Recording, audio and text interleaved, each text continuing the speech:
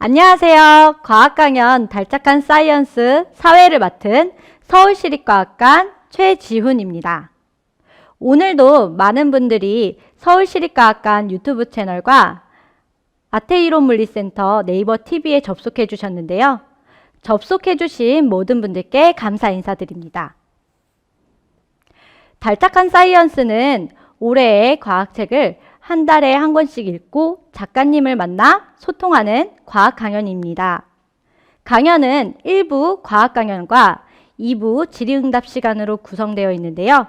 강연 중에 궁금하신 점을 댓글로 달아주시면 2부 질의응답 시간에 작가님께서 직접 대답해 주실 예정입니다. 많은 참여 부탁드립니다. 여러분, 그래픽 노블이라는 단어를 들어보셨나요? 그래픽 노블은 만화와 소설의 중간의 형식을 취하는 작품을 말하고 있습니다. 이달의 책 아톰 익스프레스가 그 형식이라고 합니다. 오늘은 조진호 작가님을 모시고 과학을 주제로 만화로 만들어지기까지의 이야기를 들어보려고 합니다. 작가님을 모시기 전 소개해드리겠습니다. 조진호 작가님은 서울대 생물교육학을 전공하시고 민족사관고등학교에서 생물교사로 활동하셨습니다. 그리고 NC 문화재단에서 근무하셨고요.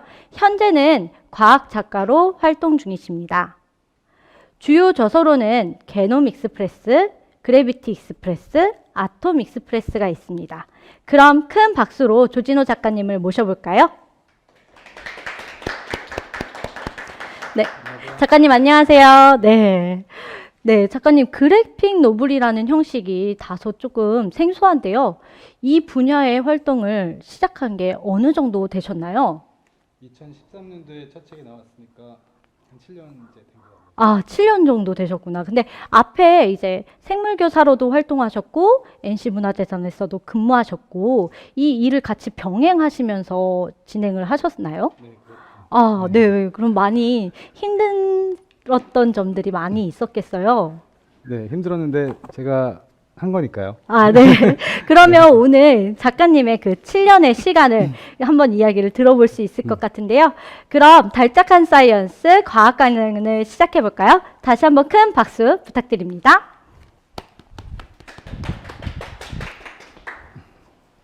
네, 안녕하세요. 조진호라고 합니다.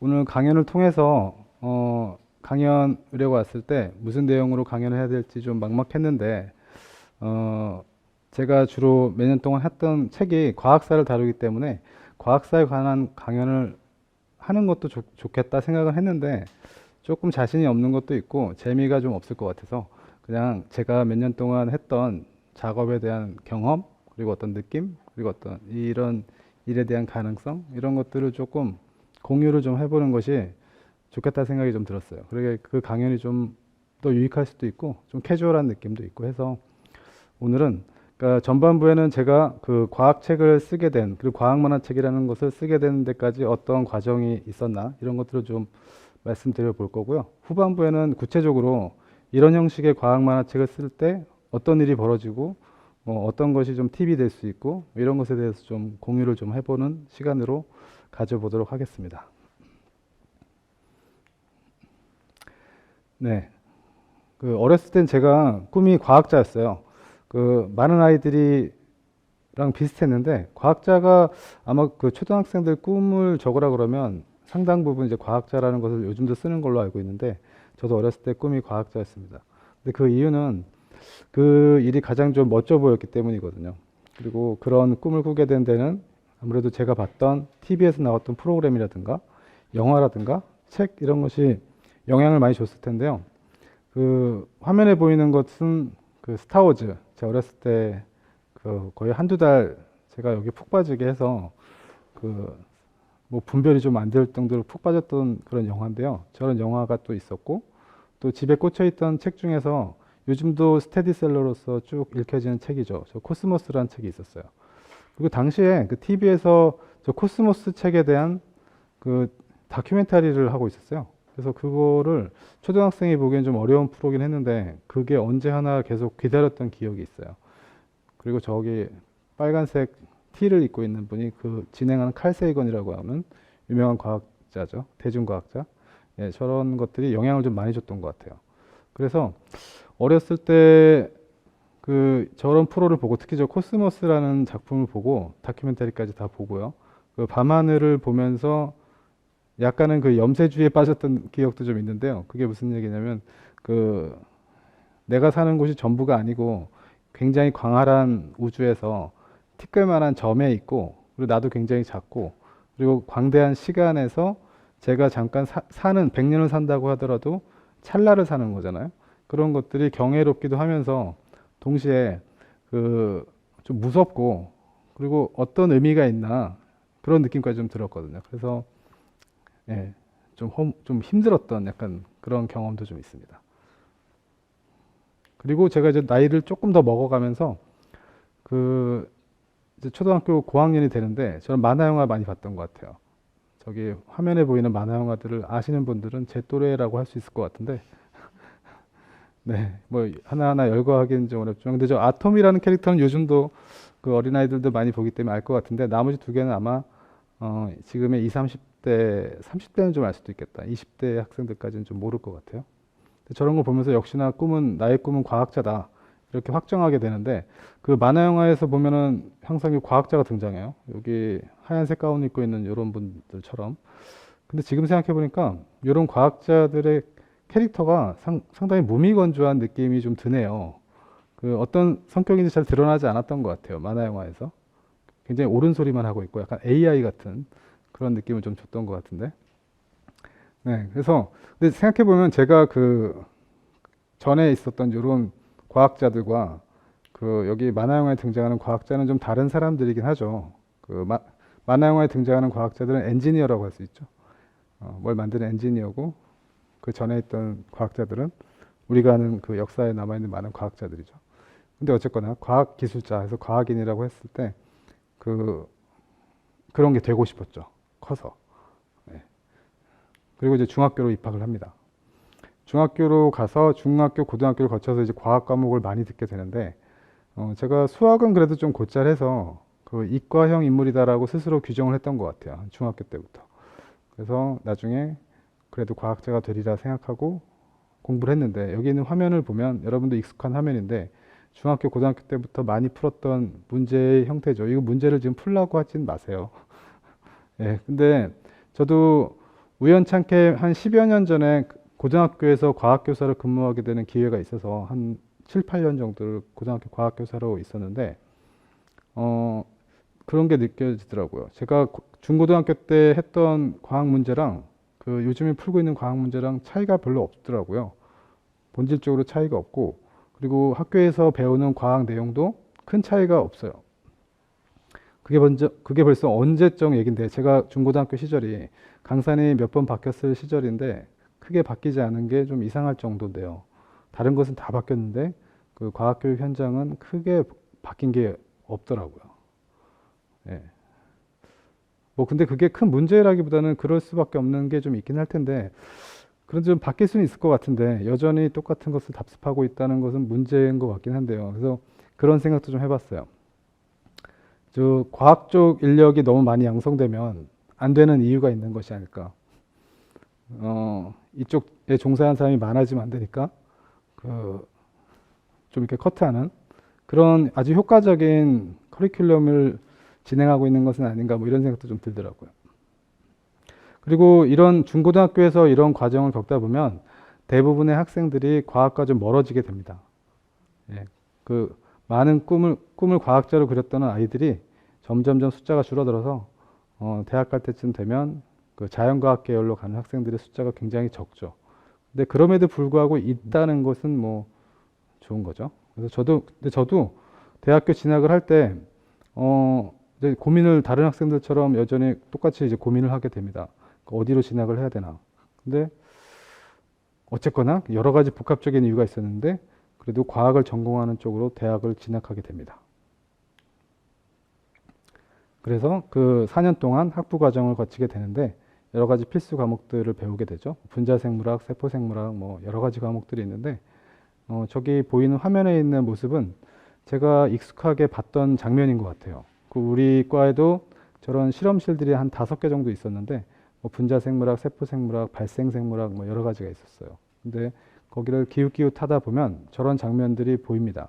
그러니까 우리 선배 누나 형들이 저렇게 앉아서 뭔가 열심히 뭔가 기계를 돌리고 있고 뭘 적고 있고 또 많이 봤던 장면은 저기 개수대처럼 보이는 곳에서 플라스크를 열심히 닦는 모습들이었거든요. 마치 설거지 하듯이 계속 닦는 모습들인데 그리고 저도 저런 형들처럼 저쪽으로 진학을 해서 과학자가 돼볼까라는 관심이 여전히 있었어요. 그래서 한 몇 달 정도 일종의 약간 인턴처럼 일을 좀 도와주면서 해봤는데 그냥 결심했습니다. 이쪽 길은 제 길이 아닌 것 같다. 제 길이 아닌 것 같다 해서 한 6개월 정도 해보고 나왔던 것 같아요. 예, 나왔고 당시에 그 소프트웨어 만드는 IT 쪽으로 붐이 확 일어날 때였는데 저도 이제 뭐 코딩 같은 거 배우고 뭐 그래픽 툴 다루는 거를 개인적으로 취미 삼아 하고 있었는데 그쪽 일이 좀 재밌다는 느낌이 있어서 대학원을 그 교육과학 하는 쪽으로 진학했어요. 거기 그 실험실이 소프트웨어를 많이 다루는 데였어서 크게 관련성이 있나 싶긴 하지만 그래도 여기가 내가 갈 수 있는 유일한 데다 생각하고 진학을 했습니다. 진학을 하고 대학원을 다니던 중에 휴학을 하고 왜냐면 학교에 너무 오래 있는 것 같아서 그 학교에 뭐 귀신이 될 것 같은 느낌이 들더라고요. 너무 오랫동안 있다 보니까. 그래서 나와서 그 IT 회사에 취직을 했어요. IT 회사에 취직을 해서 한 2년 넘게 일을 하다가 나와서 회사를 창업했습니다. 회사를 창업했는데 게임 만드는 회사였어요. 그래서 이거는 이제 우리 회사에서 만들었던 많은 게임들 중에 그 한 게임을 제가 캡처 화면을 가지고 왔는데 혹시나 지금 대학생쯤이나 대학교 막 졸업한 학생들은 이 화면이 뭔지 아는 학생들이 좀 많을 텐데요. 우리 회사에서 만들었던 게임 중에서 가장 대표적인 게임인데 마법 학교 시리즈가 있었어요. 그래서 학교에서 마법도 배우고 모험도 떠나고 뭐 매력적인 선생님들이 있어요. 선생님들한테 마법도 배우고 또 뭐 애완동물 같은 거 키우고 뭐 이런 것도 있었는데 이 게임의 형식은 MMORPG 게임이라고 해서 특히 스토리텔링형 RPG 게임이라고 해서 어떤 미션이 주어지면 그걸 따라서 쭉 가게 되면 스토리가 쭉 펼쳐지는 거죠. 그래서 이런 게임을 만들었는데 우리 회사에서 가장 유명한 게임이고 우리 회사가 좀 커지게 되는 계기가 된 게임이었던 것 같아요. 근데 여러분들 바로 앞에 보이는 이 화면하고 이 화면을 비교해 보면 어떤 일을 하고 싶으신가요? 요게 좀 화면이 좀 짠해 보이죠? 쨍하고 그런데 저도 좋아했던 것 같아요. 그래서 이 회사에서 몇 년을 일을 하면서 밤새 게임 만들고 회의도 많이 하고 뭔가 그리고 움직이게 하고 이런 것들을 했던 것 같아요. 네. 몇 년 동안 쭉 하다가 그러다가 이 일을 저는 평생 할 줄 알았는데 회사가 이제 해가 갈수록 계속 상황이 바뀌더니 요즘 말하는 그 인수합병이라는 것이 돼요. 그래서 우리 회사가 큰 회사에 합병이 되면서 합병된 회사에서 한 자회사로 한 2, 3년 있다가 이제 흡수되면서 제가 잠깐 나오게 되는 상황이 발생하는데요. 회사에서. 그리고 그 하지 못한 공부를 마저 하고 있었어요. 대학원 가서 논문을 쓰고 있었는데 그 강원도 시골에 있는 어떤 학교에서 그 생물교사가 지금 급하게 필요하다는 얘기를 저가 들은 게 아니라 우리 교수님이 듣고 교수님이 그 우리 연구실에 와서 공지를 했는데 그날 집에 돌아가면서 한번 가볼까라는 생각이 불현듯 들어서 그 다음날 교수님을 찾아가서 제가 가보겠습니다라고 했더니 교수님께서 당신처럼 공부를 오랫동안 안 한 사람이 회사 다니던 사람이 그 학교 가서 과학을 어떻게 가르치려고 하느냐 해서 저는 그 밀어붙였죠. 할 수 있습니다. 실망시키지 않겠습니다. 해서 교수님을 쫄라서 그 학교로 가게 돼요. 그래서 갑자기 그 과학 교사가 되는데 근데 물론 그때 과학 교사로서의 태도가 진지하지 않았기 때문에 저 스스로도 한 길어야 1, 2년 정도 근무를 하고 나오려고 했는데 생각보다 좀 오래 있었어요. 한 7, 8년 정도? 7, 8년 정도 있었던 것 같습니다. 그리고 그 학교로 가서 굉장히 바쁘게 1, 2년을 살다가 한 3년 차, 2년 차 정도 되니까 시간이 좀 남아서 학교에 있는 좋은 도서관이 있었는데 도서관에서 과학책들을 읽기 시작했어요. 그러니까 저는 과학이랑 좀 멀어졌던 사람이거든요. 과학에 좀 넌더리가 나서 그 게임 회사를 시작했고 오랫동안 거의 10년 가까이 게임 일을 만들다가 그 이때부터 다시 과학을 접하게 되는데 그 좀 다른 각도로 과학을 보게 된 거죠. 근데 재미있어서 그 책들을 계속 편식하듯이 과학책을 좀 많이 봤던 것 같아요.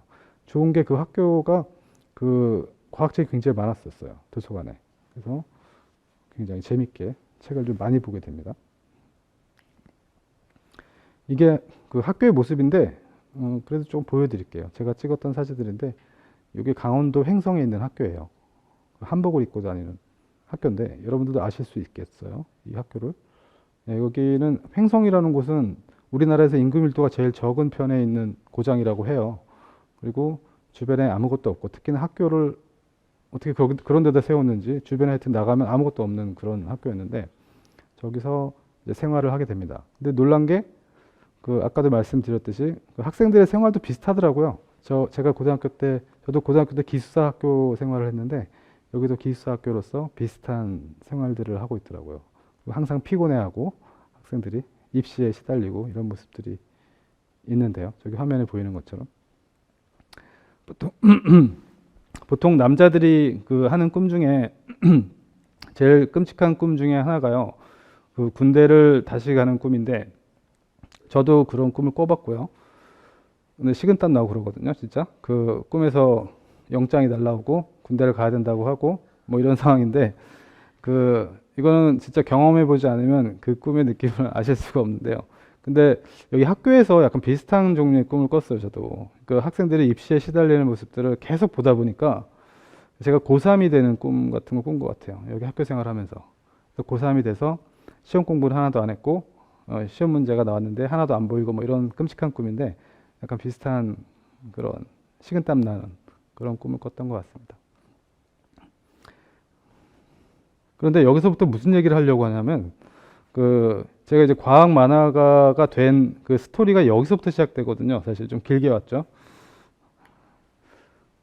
제가 게임 회사에서도 물론 그 그림을 그리는 친구들 많이 봅니다. 게임 회사에는 제 생각에는 우리나라에서 그림을 가장 잘 그리는 사람들이 모여 있는 집단이 게임 회사라고 생각해요.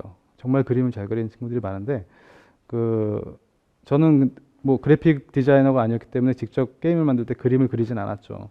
근데 저도 항상 약간 어깨 너머로 하는 것들을 계속 구경을 많이 했던 것 같아요. 근데 이 학교에 가서 저런 만화, 저기 무슨 만화냐면 제가 야구부를 맡았던 또 선생님이었는데 그래서 야구부 그 감독으로서 약간 시그니처 그림 같은 거 저기 그려져 있죠. 그래서 이메일 보내고 할 때 저 그림을 항상 같이 보냈었거든요. 예, 첫 해. 그리고 첫 해에는 또 저 복장이 신기해서 저런 복장을 하고 사진을 많이 찍어서 뭐 SNS 상에 올렸는데 교장 선생님한테 호출당한 적이 있었어요. 그래서 저런 거 입고 자꾸 이상한 포즈 취하면서 SNS 올리지 마라. 학생들이 본다. 해가지고 혼났던 기억도 있는데. 예. 그리고 제 교실에는 저 화이트보드가 그 양쪽 벽면에 크게 길게 이렇게 있었어요. 그래서 저기에 항상 저런 화이트보드가 있으면 뭘 하죠? 사람들 낙서 본능이 있어서 저기다 낙서를 하게 되는데 저도 낙서를 했고 학생들이 뭐 오며 가며 하면서 저기다가 쓸데없는 것들 좀 그리고 했는데 다들 굉장히 재밌었어요. 재밌어서 아주 학교의 공식 낙서판처럼 돼 있었는데요. 이게 좀 발전을 하기 시작하는데 이런 만화로서 저건 이제 화이트보드는 아니고 학교에서 아이들이나 선생님들이 많이 가는 어떤 온라인 커뮤니티인데 저기에 가끔 저런 연재 만화를 올렸던 것 같아요. 저도 학생들도 하긴 했는데 저도 저 내용을 뭐 자세히 보실 필요는 없고 그 학교 학생들만 이해할 수 있는 어떤 그게 맥락이 있거든요, 저 안에. 그래서 저런 걸 보면서 학생들 되게 좋아하고 댓글도 많이 달고 이런 것들을 했던 것 같아요. 재밌으니까. 이거 괜히 넣었다. 이거는요, 제가 당시에 이제 소개팅을 나갔을 때 커리커처 얘기가 나와서 그분이랑 그래서 커리커처 자기 그려달라고 막 그러셔가지고 연습장 꺼내서 커리커처를 그렸는데 여기 이제 첫 번째 그렸던 커리커처고요. 그래서 너무 반응이 안 좋아서 다시 그려달라고 해서 여기 두 번째 그리고 이제 세 번째 이렇게 계속 그렸는데 계속 만족을 안 하셔서 계속 그리게 됐는데 그래서 이제 이분은 이제 한 번밖에 못 봤어요. 근데 어쨌든 이게 커리커처가, 근데 커리커처 얘기를 하자면, 커리커처가 커리커처다우려면요, 어떤 사람의 특징이 있지 않습니까? 어떤 사람은 뭐 코가 크거나, 어떤 사람은 눈이 작거나, 뭐 이런 특징들이 있는데, 그걸 좀 더 과장하면 돼요. 너무 똑같이 그리려고 하지 말고, 그 사람의 특징을 먼저 잡은 다음에, 그걸 더 크게 하거나 더 작게 하거나 하면 굉장히 비슷한 외모가 나옵니다. 네. 그래서 커리커처에 대해서 또 발전하기 시작했어요. 저희 어떤 본능이 점점 커져서 학생들 또 커리커처를 많이 그려줬던 것 같아요. 저 화이트보드에다가 저렇게 그려주면 굉장히 좋아하고 또 사진 찍어가고 그래서 뭐 수십 명 그린 것 같아요. 수백 명 그렸을 수도 있어요. 그래서 이런 것들하고 굉장히 대부분은 다 유쾌하게 받아들여요. 여기 보면 뭐 많죠. 그래서 커리커처를 그려주면 굉장히 좋아합니다. 선생님들도 그려달라고 해가지고 여기 선생님 그려준 것도 있고요. 네, 그럼 다들 자기 프로필 사진으로 쓰고 이러더라고요. 저도 좋아서 그려줬는데, 근데 주의할 게 커리커처는 한 10명 중에 1명은 좋아하지 않아요. 저렇게 그리면. 그리고 언젠가부터 저를 찾아오지 않아요. 그런 일이 발생하더라고요. 그리고 어떤 분은 페이스북 패친 삭제 당하고 뭐 이런 경우도 있었는데, 그래서 제가 가서 이제 설명을 하고요. 이게 커리커처가 이런 거다. 내가 당신이 싫어서 그런 게 아니고, 커리커처는 이렇게 해야 되는 거라고 생각했는데 미안하다. 뭐 이렇게 해서 그랬던 적이 좀 많았던 것 같아요.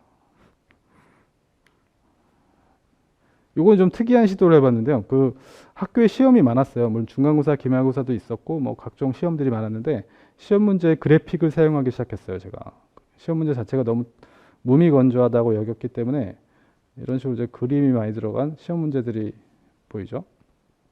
예, 그래서 선생님 그림 잘 그려요 하고 뭐 애들이 좋아하고 뭐 이랬던 것들이 있는데 거기에 힘을 받아서 제가 좀 대작을 만들게 되는데 이거는 중간고사였던 걸로 기억나는데 그 시험지를 무려 한 20페이지에 달하는 시험 문제를 만들었던 것 같아요. 여기에 이게 굉장히 스토리가 있어요. 어떤 할아버지 선생님하고 모험을 떠나는 건데 저게 사실 시험 문제예요. 그래서 여기 빈칸이라든가 말풍선이 보이는데 여기다가 뭘 써야 돼요, 학생들은. 그래서 그게 문제에 대한 답이 될 수도 있고 또는 문제가 아닌 듯한 빈 말풍선이 있는데요. 거기는 학생들이 그냥 쓰면 돼요. 어떤 거라도. 그래서 거기에 재치와 위트를 보게 되는데 가산점이 있어요. 그래서 이게 한 20페이지 가량 되는 대작이었고 거의 열흘을 걸려서 제가 만들었던 기억이 있습니다. 그래서 굉장히 근데 이게 통과를 했어요. 또 선생님들 다 교장 선생님까지 사인을 해주셔가지고 거의 이게 시험 문제로 나왔고 굉장히 뿌듯하게 아이들의 피드백을 기다렸죠. 여기 보면 엄청나요. 여기 스토리가 막 장구한 스토리가 막 벌어지는데 뭐 다리를 건너다 빠지기도 하고 뭐 이런. 네. 그래서 이게 반응이 좋으면 2탄, 3탄을 만들려고 했는데 그래서 제가 아이들의 피드백을 기다렸어요. 근데 아무도 얘기를 안 하더라고요. 그래서 이럴 리가 없는데 해서 학생들한테 얘기해서 시험 문제 어땠냐고 물어봤더니 좋았습니다 이러더라고요.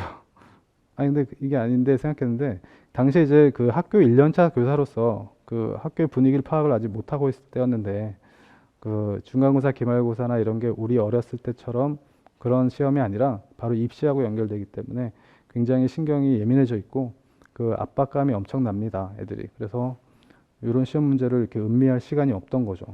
그래서 저도 약간 시큰둥한 반응에 이게 처음이자 마지막 장편 시험 문제로 남았던 것 같아요. 예. 근데 어쨌든 제가 제 힘으로 가장 긴 만화를 그려본 시작점이 됐어요. 네, 그리고 뭐 또 이거 말고도 되게 많아요. 만화와 관련된 게. 그래서 한 2년차, 3년차 됐을 때는 네, 제가 학교에서 만화 그림 그리는 선생님으로 자리매김하게 되는 그런 게 되는데요. 저 화이트보드가 있다고 했죠. 거기에 이렇게 제가 첫 번째 컷을 그리면 학생들이 와서 두 번째 컷, 거기에 또 이어지는 세 번째 컷을 다 각기 다른 학생들이 와서 릴레이 형식으로 만화를 그려가는 게 있는데요. 이 화이트보드가 기역자로 돼서 굉장히 길거든요. 근데 저렇게 각자 다른 학생들이 스토리를 써가니까 스토리가 어떻게 되겠습니까? 산으로 가고 막 그러는데 그런데 그 자체가 되게 재밌었어요. 너무 재밌어서 이건 또 유명한 스토리 릴레이 만화가 돼가지고 학생들이 와서 구경도 많이 하고 사진도 찍어가고 그랬던 기억이 있어요. 근데 정말 기발라요, 스토리가. 재밌어요. 되게 재밌습니다. 예, 뭐 이건 조금 확대한 건데. 그리고 그림도 굉장히 잘 그리는 학생들이 많아요. 그림 너무 잘 그려서 제가 가끔 깜짝 놀라는데. 네, 그리고 학생들한테 아예 그냥 만화를 그려봐라 하고 그냥 돗자리 멍석을 깔아줘 봤는데, 그러니까 그 어떤 주제로도 상관없다. 그림을 그려라 했더니 학생들이 만화를 그리는데 너무 잘 그리더라고요. 아마 많은 사람들이 대부분 만화가 본능을 다 갖고 있는 것 같아요. 우리가 만화가는 특별한 사람이 하는 건가라는 생각을 하실 수도 있는데 그게 아닌 것 같습니다.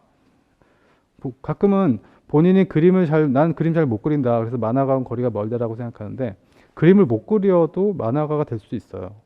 예, 그리고 못 그린 그림이 더 웃기던데요. 사실 웃긴 그림이 좀 되기 때문에 학생들 그림 만화 보면 기가 막힙니다. 그림도 기본적으로 잘 그리는 학생들 많고 이 스토리를 전개시키는 연출력이 대단하더라고요. 예, 제가 자료를 너무 다 주옥 같은 자료들이라서 다 모아놨었어요. 그런 것들 되게 잘 그려요. 이것도 과학 만화 그려보라고 하니까 이렇게 코페르니쿠스 나오고 하는 것 같은데 저런 만화도 그리고 또 굉장히 심오한 만화를 그리는 학생들도 있었어요. 어떤 뜻인지 잘 모르겠는 저런 만화인데 본인이 하고 싶은 얘기가 있겠죠. 네, 이런 만화들. 뭐 이런 만화도 있었어요. 예. 예, 시간 있으면 다시 보고 싶은데 이렇게 진행되는. 예. 그리고 요즘에 그 아이들이 기본적으로 만화를 굉장히 많이 보잖아요. 웹툰도 있고 그 접하는 시간이 많기 때문에 기본적으로 그것이 학습 효과가 있었던 것 같습니다. 굉장히 만화를 잘 그려요. 이런 한 컷으로 된 만화도 있었고, 예, 이런 만화들 뭔가를 표현하고 싶은 거죠. 네.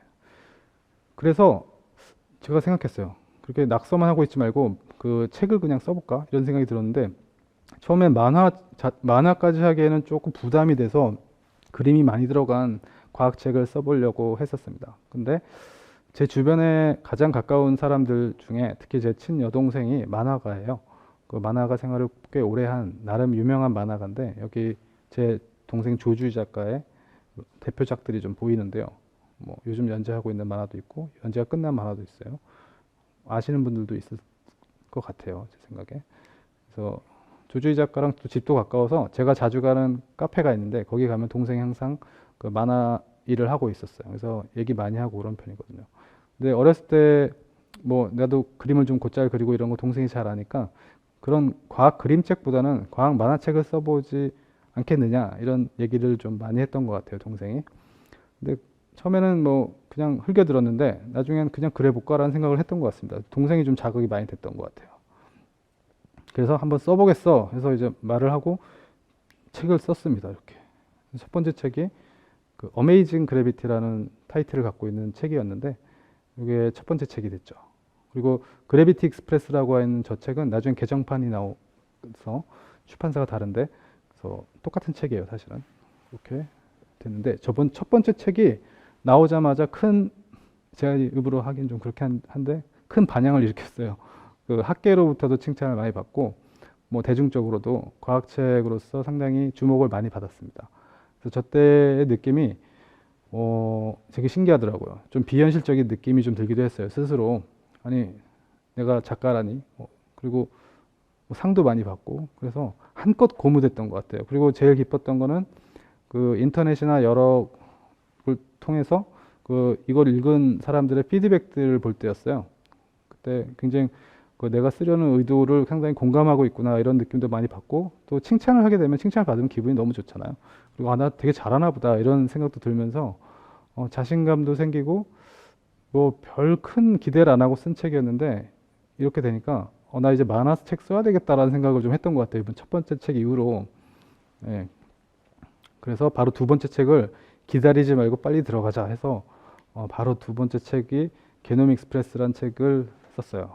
그래서 이거는 제가 그래도 생물 교사이기 때문에 이 첫 번째 책은 생물 주제라기보다는 중력에 가는 거니까 물리학에 좀 가깝죠. 물리학의 역사 같은 건데 학교에 있는 물리 교사 선생님께서 왜 물리 교사는 난데 왜 당신이 물리책을 쓰느냐 해가지고 반 농담인데 약간 뼈가 있는 듯한 그런 소리도 좀 많이 들었는데요. 예, 그래서 안 되겠다. 생물책을 써야겠다 해서 두 번째 책은 유전자에 관련된 책이죠. 그래서 저 주제도 쓰고 싶다는 생각이 바로 들긴 했어요. 그래서 유전자라는 게 우리가 보통 많이 쓰기도 하고 많이 듣는 단어거든요. 저게 과학 용어로서. 그리고 그걸 어떻게 받아들이고 있느냐. 대체로 받아들이고 있는 이미지가 있죠. 그 태어날 때 가지고 태어나는 거. 나의 어떤 날 결정하는 어떤 그거. 그리고 내가 바꿀 수 없는 거. 그리고 또 다음 세대한테도 전해주는 거. 그리고 이미지로 그리려 그러면 머릿속에 DNA 같은 걸 떠올리잖아요. 그래서 이런 건데 이게 근데 공부를 하다 보면 특히 학생들이 공부를 하다 보면 질문이 가장 많이 쏟아지는 게 바로 유전자에 대한 거예요. 보니까. 근데 유전자라는 단어는 하나인데 사실 여러 가지를 지칭하고 있거든요. 그 어떤 맥락에서는 그 유전자가 DNA의 염기 서열일 수도 있고 어떤 맥락에서는 뭐 DNA 뭐 단백질을 암호화하는 어떤 위치가 될 수도 있고 또는 뭐 RNA 분자를 뜻하기도 하고 그런데 그 교과서에는 그게 명확하게 안 돼 있기 때문에 학생들이 헷갈려하는 거거든요. 그래서 저도 이 책을 한껏 힘을 줘서 최선을 다해서 썼던 것 같아요. 두 번째 책이 나왔고 그리고 세 번째 책은 그래도 비교적 최근에 출간된 책인데 아톰 익스프레스라는 책이죠. 제목대로 원자에 대한 건데 뭐 원자 하면 보통 떠오르는 게 안에 있는 양성자, 중성자 있고 뭐 양자역학 나오고 전자의 움직임 뭐 이런 것들을 연상하는데 사실은 이 책은 그런 거에 대한 얘기가 아니라 원자 자체가 존재하느냐 안 하느냐에 대해서 수백 년 동안 이어졌던 논쟁들이 있어요. 뭐 화학 분야에서도 있었고 뭐 물리학 분야에서도 있었는데 그런 것들에 대해서 스토리를 담아서 만들었던 책입니다. 이런 책들을 썼어요.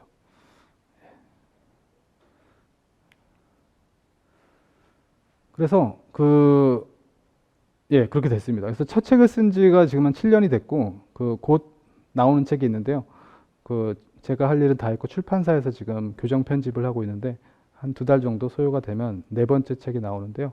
그건 에볼루션 익스프레스라는 책이에요. 그러니까 생명의 진화에 대해서 다루고 있죠. 당연히 다윈이 나오고요. 예, 그 책이 곧 출간이 됩니다. 네. 그래서 여기까지가 제가 만화책을 쓰게 된 것까지의 과정인데요. 아마 과학교사로 일하면서부터 계기가 된 것 같아요. 과학교사로서 일을 하지 않았으면 아마 게임 업계에서 계속 지금도 일을 하고 있을 텐데, 아마 좀 힘들지 않았을까. 과학 만화책을 쓰진 않았을 것 같아요. 고등학교 교사로 일하면서 그렇게 됐고, 약간 내적으로 뭔가 만화책을 써야겠다는 생각이 든 것 같아요. 사실 학교에서 근무를 할 때 게임을 만들어 볼 생각도 했어요. 혼자서도 만들 수는 있으니까. 근데 게임을 만드는 거는 만들 수는 있되 좀 내가 바라는 게임이 안 나올 것 같아서 차선책으로 정한 게 바로 이 만화책인데, 제가 만화책 작업을 쭉 해보니 게임 만드는 것과 비슷한 게 되게 많아요. 비슷한 게 많고, 그때 게임 개발자로서의 경험이 고스란히 좀 묻어 나오는 형식의 책이 되지 않았나 이런 생각이 좀 듭니다. 네. 그래서 사실 전반부 내용이 끝났고요. 지금까지 과학을 다시 만나게 된 그런 스토리고, 후반부 강연은요. 제가 이 책을 쓰면서 느꼈던 여러 가지 것들이 있어요. 그 느낌도 있고 경험도 있고 약간 팁 같은 게 될 수도 있는데 그런 것들에 대해서 조금 공유하는 시간을 갖고 후반부 강연을 마무리해 볼게요. 먼저 이 만화책이라고 하는 그 단어 안에는 만화책의 종류는 사실 너무 많아요. 정확히는 그 작가별로 다 다른 형식의 만화를 쓰게 되는데 저도 저 나름의 방식들을 스스로 개발하게 되더라고요. 그래서 어떤 과정을 거쳤나 잠시 둘러볼게요. 저는 과학 만화책이기 때문에 일단 책을 좀 많이 봐야 됩니다. 자료 조사 시간이 좀 많아요. 그래서 책을 좀 많이 봅니다. 이거 주제를 먼저 결정하는 게 일인데, 주제를 뭐 중력으로 정했다 그러면 중력 관련 책을 닥치는 대로 좀 보는 것 같아요. 그러니까 시간이 좀 필요합니다. 그리고 그걸 머릿속으로 계속 보면서 스스로 소화도 당연히 해야 되고 완전히 내 것으로 만들어야 되는 그런 게 있거든요. 그래서 책을 많이 보고 시간이 많이 들어야 되고, 그리고 뭐 영화를 보거나 책을 보거나 뭐 가능하다면 여행을 가거나 이런 것들은 너무 소중한 것 같아요. 특히 작가로서의 삶을 살고 싶다고 하는 친구들이 있다면 그런 것들은, 왜냐면 그게 다인 것 같습니다, 사실은.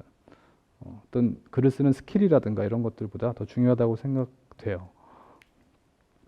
그리고 과학 만화책이기 때문에 이렇게 러프한 아웃라인부터 만들어 가면서 점차 자세한 목차로 파고 들어가는 일들을 하게 되더라고요. 그리고 나중에 이제 글을 쓰게 되는데 그 목차가 굉장히 자세한 목차가 나오는데 뭐 몇 페이지에 걸치는 자세한 목차가 만들어지거든요. 그럼 느낌상 책을 거의 쓴 것 같은 느낌이 들어요. 아, 나 이제 요거 목차대로 그냥 글을 써서 만화로 그리면 끝이네 이런 생각이 드는데 제 경험으로는 여기까지 한 거는 사실 아무것도 안 한 거더라고요. 예, 글을 써야지만 이제 쓰게 되는 겁니다. 그리고 만화책이기 때문에 글이 완성되고 나서부터는 스토리를 만드는 게 그 다음 일이에요. 그러니까 표현을 하자면 글로 된 어떤 원문을 만화라는 형식으로 번역하는 작업이거든요. 그래서 스토리도 더 풍부하게 돼 있어야 되고 이제 콘티를 만들어야 됩니다. 그리고 만화가로서의 그 재미 또는 역량이 표현되는 게 바로 이 콘티 만드는 부분인 것 같아요. 그러니까 이제 모든 것이 저기에서 결정이 되는데 칸을 만들고 하는 건데 뭐 칸 만드는 게 일인가 생각이 드는데 거기에 다 들어가 있는 것 같아요. 좀 이따가 그 부분에 대해서는 다시 말씀드려볼게요. 이렇게 소프트웨어로 칸을 만들고 그 칸에 해당하는 거를 저 같은 경우는 연습장에다가 저렇게 저만 알아볼 수 있는 형태의 그림으로 그립니다. 그 다음에는 일종의 노동력이 필요한 시간이 왔어요. 그래서 그림을 이제 콘티에 있는 그림을 작화 작업을 하는 것인데 다행히 저는 그래도 디지털 시대에 와 있어서 저걸 종이에다 그리는 게 아니라 저런 기계와 소프트웨어를 이용해서 하게 되는데 근데 저런 타블렛 요즘 많이 쓰고 있는 액정 타블렛 같은 장비인데요. 저것으로 그리면 그림이 잘 그려질 것 같죠? 근데 그건 아니고 그냥 그림은 종이에다 그리는 게 더 잘 그려져요, 사실. 근데 저런 기계를 쓰는 이유는 수정과 편집의 시간을 굉장히 아낄 수 있죠. 종이에다 그린 걸 지운다고 생각해 보면 아, 과연 할 수 있을까 뭐 그런 생각이 좀 드는데 속도를 내게 하기 위해서 저런 장비를 쓰는 겁니다. 근데 저기 있는 사진은 약간 연출된 사진이네요.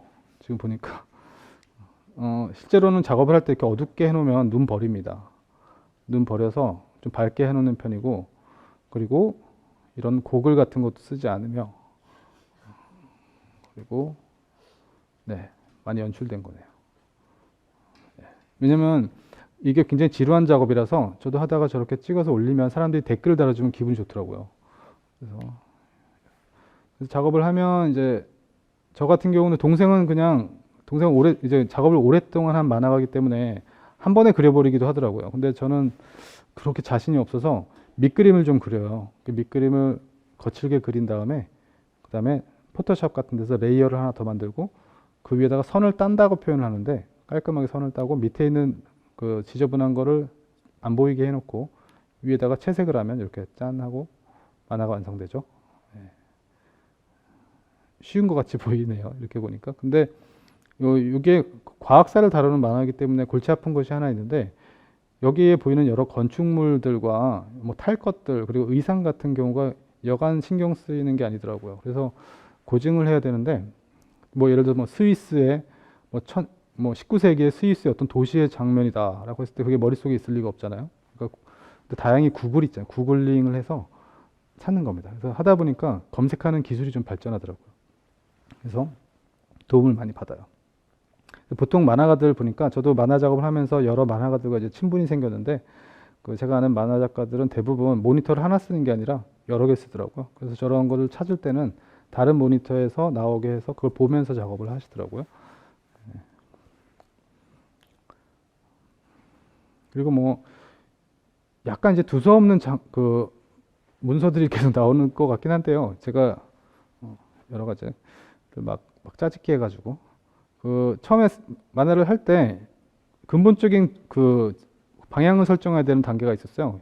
이 과학 만화책을 인물 중심으로 할 거냐, 아니면 시대별로 할 거냐, 뭐 이런 것들이거든요. 인물 중심으로 한다면 뭐 찰스 다윈에 대한 과학 만화책을 쓸 수도 있고, 뭐 아인슈타인에 대한 과학 만화책을 쓸 수도 있는데, 약간 진부한 느낌이 들어서 그래서 시대별로 하게 되면 뭐 현대과학, 근대과학 뭐 이렇게 나올 텐데 그것도 좀 별로인 것 같고, 그래서 주제를 정해서 그걸 하는 걸로 했어요. 제가 그래서 지금 나오고 있는 책들처럼 뭐 그래비티, 뭐 에볼루션, 뭐 아톰 이런 것처럼. 근데 주제를 정하고 쓰는 것도 이게 쉬운 게 아니더라고요. 너무 방대해서 이야기가. 그래서 스토리를 만드는 게 가장 중요한데 어떤 내용을 전달해야겠다라는 강박관념이 처음에 있었어요. 중력하면 중력에 대해서 확실하게 사람들을 이해시키고 하기 위해서 어떤 스토리라 어떤 목차로 이렇게 쭉 가야 되나를 너무 신경 쓰다 보니까 좀 엉망이 되더라고요. 잘 어렵고요, 사실. 그래서 그런 것보다는 스토리를 잡아야겠다라는 생각을 했어요. 기승전이 있어야 되거든요. 어떤 식으로 쭉 흘러가게 하는. 중력을 한다 그러면 중력을 어떤 식으로 어떤 부분을 이렇게 쭉 그 독자들이 경험을 하게 하면서 가야 되는가가 되게 중요한데 그걸 잡기 위해서 노력을 하는 것 같습니다. 초반에. 근데 다른 방법이 없고 책을 계속 읽는 거예요. 그러다 보면 머릿속에 조금 더 뚜렷해집니다. 그리고 제가 게임 개발자였기 때문에 게임처럼 만들자라는 생각을 그냥 무의식 중에 한 것 같아요. 그 스토리 진행형 게임처럼 그 일행들이 난관에 봉착하기도 하고 뭐 문제를 해결하기도 하고 뭐 우회하기도 하고 이러면서 쭉 나가잖아요. 그런 것처럼 책을 그런 느낌으로 만들었던 것 같습니다. 근데 보통 과학 만화책 하면 너무 가르쳐 주려고 하는, 알려주려고 하는 강박증이 있을 수도 있어요. 처음에 과학 만화책을 쓸 때. 근데 그런 것들을 좀 약간 탈피하려고 노력했던 것 같아요. 여기 나오네요. 그래서 가르치려고 하지 않았다. 그리고 뭐 커리큘럼 같은 것을 자꾸 강박증 같은 건 좀 떨쳐내려고 했다. 뭐 이런 것들이 있어요. 네. 요거는 콘티를 만들고 있는 장면이네요. 그리고 그 어드벤처물을 이제 추구했는데 그럼 무엇을 향해서 모험이 펼쳐지는데 사람들의 생각을 쫓는 방식으로 했던 것 같습니다. 그 사람들의 머릿속이 하나의 장소라고 보면 되는데 그것을 이렇게 넘나들면서 쭉 진행되는. 그리고 저는 기계 같은 걸 좀 좋아하는데 기계 중에서 특히 약간 매력적이라고 생각하는 기계가 그 산업혁명 때 나온 시절의 어떤 기계들처럼 증기기관으로 움직이는 거에 대해서 약간 매력이 좀 있거든요. 그래서 그런 것들 때문에 그 증기기관차가 등장을 많이 하죠. 그래서 제 책 시리즈의 제목이 또 뭐뭐 익스프레스 이렇게 되는데 그런 옛날 기계에 대한 좀 그게 있는데 그래서 제 책에도 보면 모험을 떠날 때 주로 이용하는 게 기차가 많이 등장하죠. 예. 사람들의 생각에서 생각을 넘나들 때 기차를 타고 갑니다. 그리고 간접 체험. 제 책 과학 만화책의 어떤 추구하는 거는 간접 체험입니다. 그 독자들이 실제로 그 과학자가 된 것처럼 생각하고 따라가는 그런 걸 했던 것 같아요. 그리고 과학자가 생각하는 거를 체험하기도 하고 과학자가 느꼈던 감정도 역시나 느껴지도록 하면 좋겠다라는 생각을 한 것 같아요. 이 부분은 뭐냐면 그 처음에는 과학 만화책 막 쓰다 보니까 제가 공부한 많은 것들을 잔뜩 우겨 넣어주고 싶은 그런 생각에 많이 휩싸였던 것 같아요. 그러다 보니까 책이 너무 밀도가 높아져서 그 독자를 그럼 지치게 만드는데 그래서 저게 중요하다는 걸 느꼈어요. 여백을 좀 많이 줘야 되더라고요.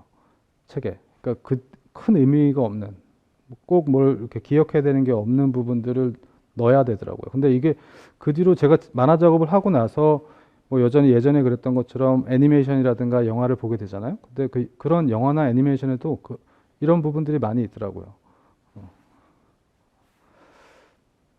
여백, 그리고 욕심을 버려야 되는 거. 이건 모든 작가들이 아마 공통사항일 것 같은데 하다 보면 자신의 어떤 기량과 자신이 알고 있는 것들을 한껏 자랑하고 싶은 생각이 좀 들 수 있어요. 자연스럽게. 근데 그런 것들을 버리고 사실 편집하는 것이 중요한 것 같아요. 무엇을 버릴까를 잘 버리는 거. 이게 굉장히 중요하다는 걸 느꼈어요. 그리고 밸런스 조절이라는 약간은 생소한 단어가 보이는데요. 저건 사실 게임 만들 때 굉장히 중요한 건데요. 어떤 게임을 만들 때 보통 개발 기간만큼 드는 게 그 게임의 밸런스를 조절하는 기간이거든요. 그래서 그 내부적으로 이게 뭐 예를 들어서 뭐 어떤 그 종족 간의 파워의 어떤 균형이 무너지진 않나? 이런 상성이라고들 많이 하죠. 그리고 뭐 너무 어렵진 않나? 난이도가 너무 쉽지 않나? 그리고 너무 시간이 오래 걸리지 않나? 뭐 이런 여러 가지가 있는데 그런 것들을 잘 조절하는 거. 이게 굉장히 재미있는 게임을 만드는 비결인데요. 근데 개발자들도 이거에 대해서 굉장히 정답이 없기 때문에 엄청 노력하고 그리고 게임이 완성되고 나서도 일반 유저들한테 뭐 테스트를 보통 하게 하죠. 베타 테스트 뭐 이런 거 있는데 그래서 굉장히 힘을 많이 쏟는 부분인데 그 과학 만화책이기 때문에 저런 밸런스 조절이 중요한 것 같아요. 안 그러면 그 독자들 읽을 때 지치고 너무 어렵거나 또 너무 쉬워도 좀 그렇고 제가 지향하는 약간 과학책은 사실 이건 만화책뿐만 아니라 과학책인데요. 머리가 살짝 뻐근한 책이 좋은 것 같아요. 저는 개인적으로 과학책이. 그러니까 너무 쉬운 것보다는 또 너무 어려워서 너무 힘든 것보다는 약간 적절한 그 경계선에 있는 책이 좋은 것 같거든요. 저도 그거에 좀 신경을 많이 쓰는 것 같아요. 이거는 이제 작업자로서의 자세인데 그 하루에 한 페이지를 그리더라도 매일 그려야 된다 뭐 이런 거인데요. 사실 이거는 뭐 창작 작업을 하시는 많은 분들이 그런 게 있죠. 어떤 날은 일이 너무 안 될 때가 있거든요. 너무 안 돼서 이렇게 안 되니까 이게 앉아서 있어봐야 소용없으니 어디 뭐 놀러 갔다 온다 뭐 이런 생각을 하게 되거든요. 한 이틀 정도 어디 가서 뭐 바닷바람을 쐬고 오면 일이 너무 잘 될 것 같은 그런 생각이 들어요. 그래서 저도 그래 본 적들이 있습니다. 그래서 뭐 강릉 바다에 갑자기 간 것 같아요. 겨울이었는데 그 경포대에 이렇게 걸으면서 너무 추워서 이게 콧물 줄줄 흘리고 이랬던 기억이 있는데 이틀 동안 그냥 춥다가 온 것 같아요. 춥다가 왔고 그 다음 작업엔 아무 도움이 안 되는. 네, 그래서 제 생각엔 그 일을 빨리 해치우기 위해선 그냥 우격다짐으로 하는 게 맞는 것 같습니다. 네, 그리고 굉장히 즐거워야 된다는 거. 그 즐겁지 않고 고통스러우면 책도 그렇게 되더라고요. 네, 뭐 행복해야 된다. 뭐 그리고 요거는 그 제가 작업해 보니까 되게 중요하다고 생각하는 거 지금 한 두세 가지를 말씀드리는 건데 근데 이게 제가 말하는 게 꼭 정답은 아닐 수 있어요. 근데 제가 느끼는 거거든요. 그 컷 분할이 되게 중요하더라고요. 아까도 말씀드렸는데 그 콘티를 작성할 때 하는 건데 이 칸을 이게 출판용 만화 같은 경우는 이렇게 형식이 있죠. 이렇게 왔다 갔다 하면서 이렇게 읽게 되고 요즘 웹툰 같은 경우는 이제 위아래로 보통 스크롤을 쭉 하게 되는데 그 두 개의 형태가 좀 다를 수 있어요. 연출이. 근데 출판 만화 같은 경우는 좀 독특하게 읽는 방식이거든요. 이렇게 지그재그로 이렇게. 그랬을 때 저 컷들을 어떻게 배치하고 어떤 크기로 어떤 형태로 하느냐 그리고 어떤 장면을 세 컷으로 분할하느냐 두 컷으로 분할하느냐에 따라서 완전 달라지거든요. 그 느낌이. 그래서 그거는 어떤 정답이 있는 게 아니라 그 작가의 개성이 좀 묻어나오는 거고 작가의 의도가 좀 나오는 거죠. 저 컷 분할에서. 그래서 저게 근데 배워서 되는 건 아닌 것 같고 여러분들 만약 만화를 좀 본격적으로 하고 싶다 하면 어떤 적당한 분량의 책이든 아니면 웹툰이든 그거를 끝까지 완성해 보는 게 큰 도움이 될 것 같아요. 누구한테 배우는 것보다는 스스로 배우는 게 훨씬 더 많이 배우더라고요. 그래서 저 컷 분할을 하는 거는 일단 영화로 치자면 감독이 하는 역할이랑 비슷해요. 영화 감독이 하는 거랑 비슷한데 제가 아는 유명한 만화 작가님도 저처럼 혼자 작업하는 게 아니라 팀이 있어요. 그래서 그 스토리 작가도 따로 있는데 스토리 작가가 글을 써서 오면 그분께서 연출을 하는 겁니다. 저렇게 콘티 형식으로 만들어서 컷 분할을 하는 연출을 하고 그거를 이제 제작팀에다가 건네주면 제작팀에서는 이제 작화가 되면서 완성품으로 나오게 되죠. 굉장히 기계적으로 작업을 하시는데 부럽더라고요. 그렇게 팀이 있으니까. 근데 예, 가장 중요한 부분이기 때문에 그거를 그 작가님께서 하시는 거죠. 그리고 저 캐릭터가 많이 나오는 게 되죠. 만화니까. 근데 저게 만화의 큰 장점이고 등장인물들을 굉장히 생동감 있게 만들죠. 만화가니까 가능한 거죠. 물론 소설 같은 경우도 등장인물을 생동감 있게 그릴 수 있지만 만화는 이게 바로 직관적으로 보여주고 좀 쉽게 보여주는 형식이죠. 캐릭터를 어떻게 만들어야 될지 고민이 많았거든요. 그 그리는 스타일이 이제 저기에 나오게 되는데 저 같은 경우는 처음에 너무 사실적으로 그리다 보니까 오히려 이상하더라고요. 그 그림을 사실적으로 그리면 더 비현실적으로 되는 느낌이 있습니다. 근데 오히려 간단하게 그릴 때 좀 더 현실적으로 느껴지는 게 있거든요. 그래서 2D 애니메이션이 여전히 각광받고 있는 이유기도 한데 저도 그리다 보니까 이런 스타일이 제일 편한 것 같더라고요. 그래서 이렇게 그렸는데 그 눈이 되게 중요하다는 거 알았어요. 그 사람의 표정의 거의 한 70% 정도는 눈에서 나타나는 거라는 거를 이제 만화 작업을 하면서 알게 됐거든요. 그래서 눈동자의 모습, 어디에 가 있느냐, 눈동자가, 그리고 눈동자와 이 눈썹의 조화, 둘 사이 어떻게 되어 있느냐에 따라서 이게 화가 난 건지, 뭐 아니면 뭐 당황하고 있는 뭔지 하여튼 이런 것이 보여요. 그러다 보니까 저 같은 경우는 눈동자가 좀 작거든요. 눈동자를 좀 작게 그리게 되는데 작게 그렸을 때 좀 더 생동감 있게 나타나는 것 같더라고요. 근데 어떤 만화들은 눈동자가 되게 큰 것도 있죠. 특히 일본이나 한국 만화 같은 경우 그런 게 많은데 그랬을 때 조금 비현실적이고 저 개인적으로는 좀 그렇더라고요. 그리고 캐릭터 중에서 좀 신비한 캐릭터들이 좀 있죠.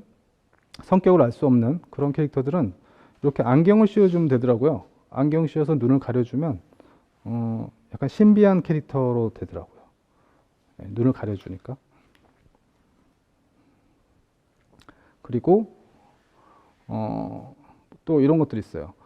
그 출판 만화 같이 이게 페이지에 여러 컷이 들어가는 경우는 이 한 페이지 안에서 이것들을 어떻게 골고루 배치하느냐가 중요해요. 그러니까 예를 들어서 어떤 컷에 너무 자세하게 그리고 어떤 컷은 되게 횡하면 전체적으로 이 페이지가 좀 안 이쁘게 되거든요. 이쁘지 않아요.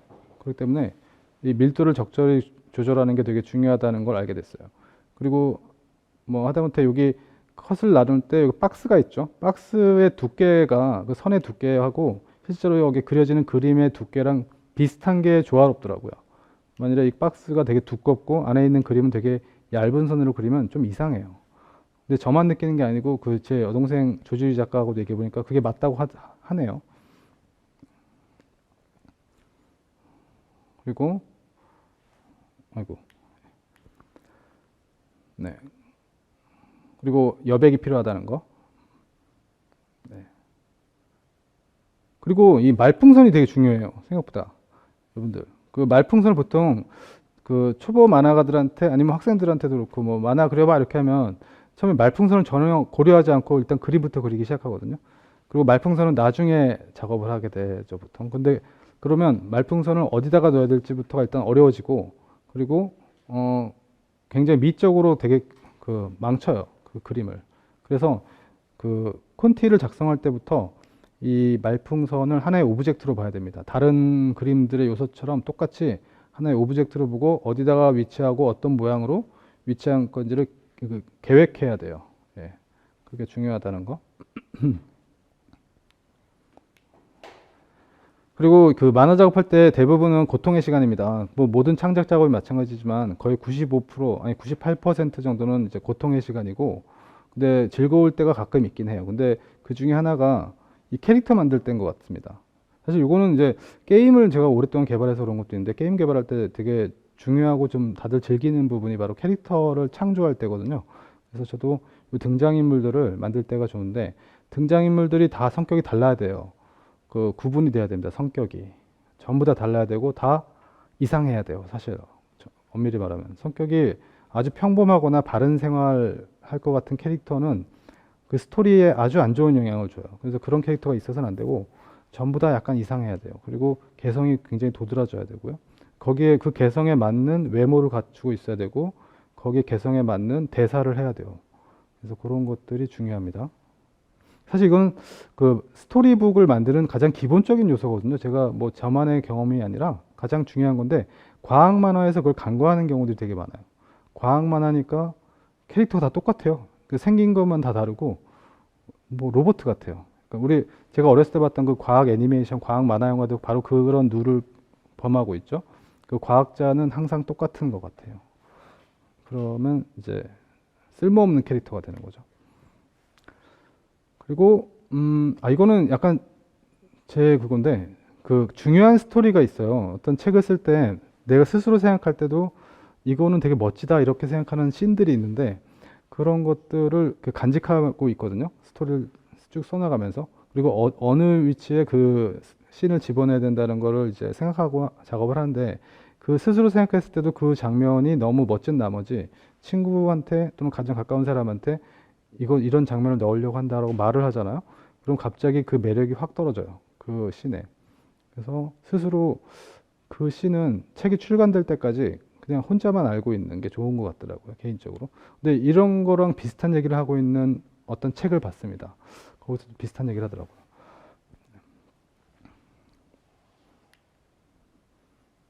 그리고 예, 오픈된 결말. 제가 추구하는 거는 과학 자체가 오픈된 결말이 없죠. 사실 과학 자체가. 계속 가는 거기 때문에 앞으로 과학이 발전하면 어느 순간에는 더 할 게 없는 상황이 올까요? 당연히 없죠. 그런 건. 모르는 게 더 많아지죠. 계속. 예, 그러니까 오픈된 결말로 하고 제 책도 항상 마지막에 결말이 좀 약간 허무하게 오픈되어 있는 결말로 가죠. 근데 저는 영화나 그런 거 볼 때 그렇게 마무리되지 않고 오픈된 게 좀 좋은 느낌이 있더라고요. 저는 개인적으로. 저게 뭐 이런 말이 써 있네요. 나니까 이렇게 할 수 이거 약간 재수없는 말처럼 보이는데 이게 뭐냐면 제가 설명을 할게요. 이게 제가 잘한다는 게 아니라 저는 과학적 소양이 이런 전문적인 어떤 내용을 쓸 만큼 충분하지 않다고 생각해요. 객관적으로도 그렇고요. 물론 제가 전공은 과학을 했긴 했지만 과학 교사라도 있었지만 전 과학의 분야가 너무 많잖아요. 그런 것들에 대해서 어떻게 다 머릿속에 많은 걸 알고 있겠습니까? 잘 모르는데 오히려 일반인의 소양과 비슷하다고 볼 수 있는데 그러니까 어떤 흥미있는 주제를 정하고 나서 한동안 공부를 해요. 거기에 대해서. 공부를 하고 그걸 내가 나름 소화해서 책으로 쓰게 되는데 근데 그렇기 때문에 과학 대중서로서 꽤 괜찮은 책이 나온다라는 얘기를 많이 들었어요. 주변으로부터. 그래서 가끔 어떤 어려운 주제가 있을 때는 예를 들어서 어떤 교수님한테 교수님이 기초적인 어떤 원고를 써주시면 제가 그거를 만화로 쓰는 건 어떨까라는 얘기도 좀 해봤거든요. 그러니까 교수님이 별로 좋은 생각이 아닌 것 같다라고 말씀하시더라고요. 왜냐면 자기네들은 이 대중서를 쓰는 게 너무 어렵대요. 왜냐면 어디가 어렵고 어디가 뭐 쉬운지 이게 이미 분간이 잘 안 된다고 하네요. 그 대중들한테 얘기할 때. 그런데 뭐 조진호 선생님이 하는 거는 굉장히 오히려 좋을 수 있다. 그런 면에서 그러니까 내가 느끼기에 좀 어려우면 대중들도 어렵고 내가 좀 쉽다고 생각하면 똑같이 쉽고 이런 게 적용이 되니까 그래서 괜찮은 책이 나올 수 있다. 그런 얘기였습니다.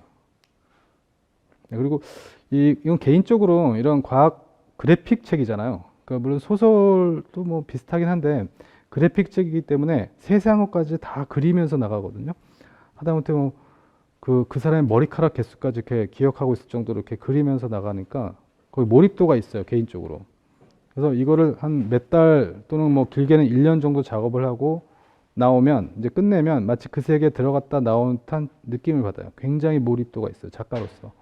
그리고 감정도 그리고 거기에 나오는 모든 등장인물과 뭐 배경들이 전부 다 내가 그린 것임에도 불구하고 마치 객관적으로 보이기 시작하거든요. 어느 시점에. 그래서 중간에 어떤 등장인물이 이제 이별을 고한다. 헤어진다고 그랬을 때는 약간 눈물이 핑 돌기까지예요. 그리면서. 약간 사이코 같은데. 근데 그 정도로 좀 몰입하게 되고 어떤 캐릭터에 대해서는 굉장히 호감을 갖게 되기도 하고요. 내가 만들었음에도 불구하고. 그런 경험을 하게 돼요. 만화니까. 네, 그리고 뭐 초반에 힘들다는 얘기. 초반이 힘듭니다. 처음에 예를 300페이지짜리 만화책이라 그러면 초반 30페이지가 너무 힘들어요. 왜냐하면 내가 제대로 하고 있나라는 의심을 계속하면서 하고 있기 때문에 그 막막함 때문에 힘듭니다. 근데 그걸 지나게 되면 좀 할만해요. 가속도가 붙으면. 네. 네, 그리고 제 책을 기반으로 한 약간 영화나 애니메이션 같은 걸 만드는 게 제 목표인 것 같아요. 개인적으로 이 시리즈를 하는 게. 그리고 이 책을 작업하면서 항상 영화를 떠올리는 것 같습니다. 저 개인적으로는. 그래서 이걸 실제 뭐 꿈만 꾸는 게 아니라 진행하고 있어요. 이런 거 관련해서. 그리고 요즘에는 또 이 과학 컨텐츠가 아주 글로벌한 컨텐츠이기 때문에 항상 만들면 이제 전 세계인들이 볼 수 있는 어떤 컨텐츠로서 만드는 게 제 목표입니다. 네, 그래서 오늘 제가 준비한 강연은 여기까지고요. 네, 좀 두서없는 강연이었던 것 같은데 즐거우셨으면 좋았겠고 바로 이어서 조금 있다가 질의응답 시간을 하게 되는데요. 조금만 기다리시면 네, 여러분들과 같이 질문 받고 또 답하고 이런 시간을 갖도록 하겠습니다. 감사합니다.